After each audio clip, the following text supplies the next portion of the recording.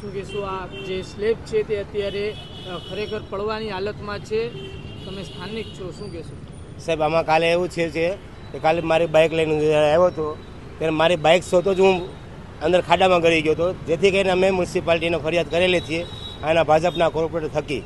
તો તાત્કાલિક સાંજે મ્યુનિસિપાલિટી લોકો આવ્યા હતા અને જેસીબી હતા, 2-3 એ લોકોના હાથે કામગીરી કરવા આવ્યા હતા એ લોકો. અને આની પાસે મારા રાતના લાઈવ પ્રૂફ વિડીયો છે મારી પાસે. સાહેબ લોકોને મેં બધા અધિકારી લોકોને કીધું કે સાહેબ આખું નાળું ધરાશાયી થઈ જશે, પાછળ જ જવાનું છે, સાહેબ આનું વ્યવસ્થિત કામ કરજો. તો સાહેબે મને આશ્વાસન આપ્યું હતું કે આનું કામ 7-8 દિવસ વ્યવસ્થિત ચાલશે.